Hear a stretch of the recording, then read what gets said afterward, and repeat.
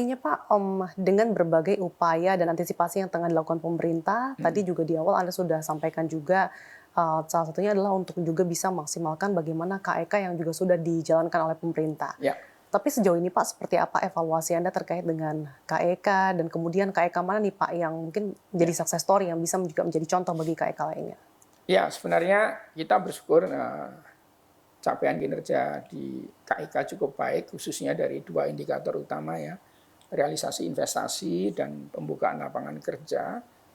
Saya kira akumulasinya investasi di 20 KIK sudah lebih dari 336 triliun, kemudian juga pembukaan lapangan kerjanya, sudah hampir 250.000 orang, di 25 KIK. Saya kira ini, sesuai dengan tujuan awal kita, mendorong KEK untuk menjadi sumber pertumbuhan ekonomi baru, demikian juga mendorong pertumbuhan ekonomi dan juga menyelesaikan masalah-masalah unemployment. Saya kira ini sudah cukup baik capaian keseluruhan KEK. Nah, dari 25 KEK yang ada, memang kan KEK-KEK ini kan sesuai dengan tema sektor usahanya gitu. Kita lihat memang yang perkembangan yang paling tinggi dan paling bagus adalah masih di KEK yang di industri manufaktur. Di industri manufaktur pasti yang paling besar ada KEK Gresik atau JP, kemudian ada KEK Kendal, demikian juga yang di Sumatera ada KEK Galang Batang dan KEK Semanggi. Nah, kalau kita lihat di industri manufaktur, keempat KEK ini sebenarnya perkembangannya dalam beberapa tahun ini luar biasa. Kayak di KEK Gresik misalkan, itu dengan nilai investasi sudah di atas 105 triliun. Kemudian di sana juga program hilirisasi yang sesungguhnya itu bisa kita lihat di sana. Bagaimana PT Freeport membuat smelter single line terbesar di dunia, waktu itu investasi lebih dari 45 triliun. Produknya pun misalkan foil tembaga dari produk mereka langsung diserap di industri sebelahnya. Ada industri dari Cina yang langsung memindahkan industrinya ke KEK Gresik karena tahu Freeport sudah membuat smelter dan memproduksi tembaga di situ. Sehingga ada salah satu investor besar dari Cina itu yang langsung memindahkan pabrik foil tembaganya di Freeport. Jadi bukan hanya besaran nilai investasi, tapi juga langsung otomatis menarik industri-industri yang membutuhkan bahan baku dari hasil produksi proses hilirisasi tadi. Kemudian KEK Kendal misalkan. Kendal itu sudah lebih dari 115 industri yang ada di sana.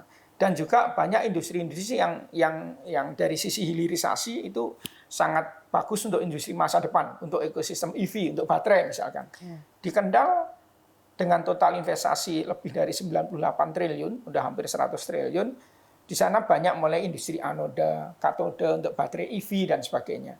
Demikian juga yang di Sumatera. Di Sumatera itu yang sangat bagus, seperti Galang Batang, itu sudah berhasil memproses bauksit menjadi aluminia dan mengarah ke aluminium, sehingga hilirisasinya jalan, dengan ekspor sudah lebih dari 2 juta ton, dan juga investasinya menarik hampir 40 triliun, jadi 38, sekian triliun, dengan lapangan kerja yang juga cukup tinggi. Artinya secara capaian di Galang Batang itu juga termasuk industri manufaktur yang sangat berhasil mendorong hilirisasi dan produk ekspor. Demikian juga di Semanggi dengan investasi lebih dari 30 triliun, beberapa industri besar semacam Unilever sudah menggunakan Semanggi, produk oleonya di sana sebagai basis dari global value chain mereka. Jadi kalau kita lihat dari 4 KEK industri manufaktur ini aja sebagai contoh itu sudah sangat bagus, tidak hanya dalam menarik investasi, tapi juga mendorong kebijakan pemerintah hilirisasi, mendorong ekspor untuk produk yang bernilai tambah tinggi, dan kontribusi positif. Jadi kalau lihat angkanya, daerah-daerah yang ada KEK itu pasti PDRB-nya tinggi, lapangan kerja pembukaannya juga cukup besar, dan yang menarik juga bisa menekan ICOR. Kalau nasional ICOR kita di atas 6, di daerah-daerah KEK itu rata-rata 2-4%.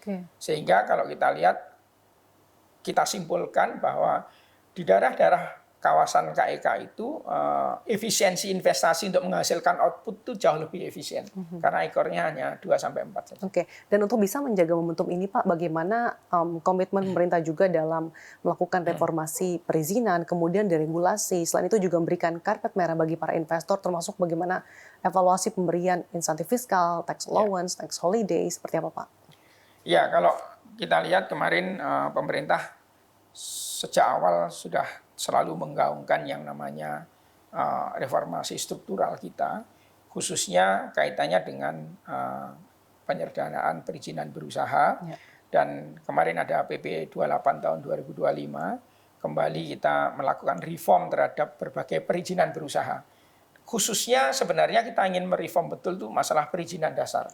Perizinan dasar itu mulai masalah pengaturan tata ruang, izin lokasi, kemudian AMDAL, kemudian bangunan gedung, layak fungsi, sertifikat layak fungsi, dan sebagainya. Nah, perizinan dasar ini yang selama ini dalam tanda petik masih menjadi tantangan tersendiri buat kita, karena memang prosesnya cukup memakan waktu dan juga cukup panjang, sehingga kadang investor melihat ini menjadi satu tantangan tersendiri untuk investasi di Indonesia. Okay. Karena itu sebenarnya sejak inisiatif Undang-Undang Cipta Kerja dulu kita sudah menyiapkan satu kebijakan khusus untuk mereform seluruh perizinan berusaha.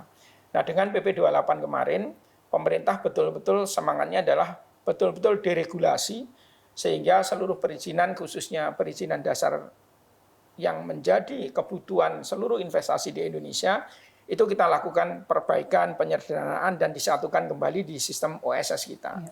Nah, memang tantangannya KL yang terlibat, kementerian lembaga yang terlibat itu memang masih sangat banyak untuk perizinan berusaha ini.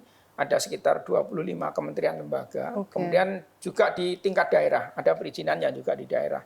Nah, sebenarnya kemarin kita sudah terus dorong penyelesaian berbagai harmonisasi dari regulasi di seluruh KL. Karena kuncinya untuk memberikan kepastian perizinan berusaha ini kan kita harus melakukan harmonisasi seluruh aturan di semua pemerintah pusat maupun daerah tadi.